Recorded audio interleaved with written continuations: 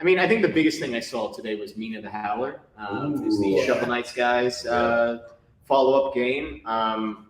The way I've been kind of describing it is it's basically like what if Castlevania was a GBA Zelda game instead. Ooh, nice. Okay, I like that. And like that's essentially what it is. I mean, they have like, you know, the candelabras can be smashed and get potions and stuff from it. You collect like sub weapons that you can like trade in and out and use. I didn't find it during my playthrough, but I was watching people that like had like a hook shot type thing that they could use as a weapon that also is like a movement ability. And then they also just by default you can tunnel under the ground, and that's for some of the puzzling stuff. Like they basically the demo didn't explain pretty much anything to you. No, it's wide open. And like there's just one part where it's like you kind of have to put together, oh, I've got to go pick up this like statue head and go throw it on that to like get through.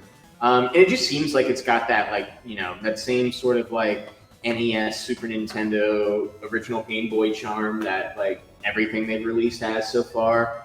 And I mean, they also had like Pocket Dungeon and all that stuff on the show floor, but really that was I think the biggest thing that I played today. Cool.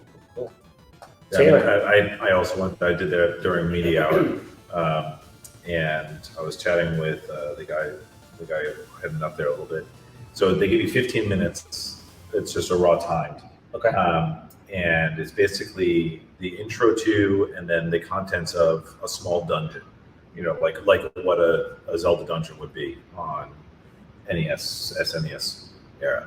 And so they give you 15 minutes. He said that they expect an average, you know, probably the first time playthrough would be about an hour. The fastest anyone, or at least that he had seen, like for internal to Yacht Club, was 8 minutes. Wow. Shit. And to get through just the demo or the whole game? Yeah, to get through like what is in that build. In that build. That they're only giving people 15 minutes that they expect would take an hour your first time through. They have beaten it in 8 minutes, which is, I don't know, like it's just that kind of game, and which obviously was always exciting because speed running on that kind of stuff is a lot of fun.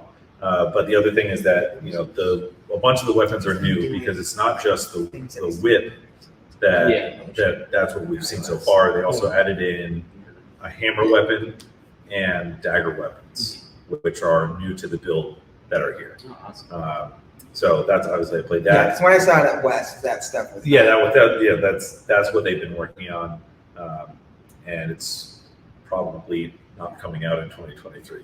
Probably not. Yeah. That was from the horse's mouth. They're like, you know, we had to put it on the Kickstarter because Kickstarter wouldn't let us put it any further out than that, but it's probably not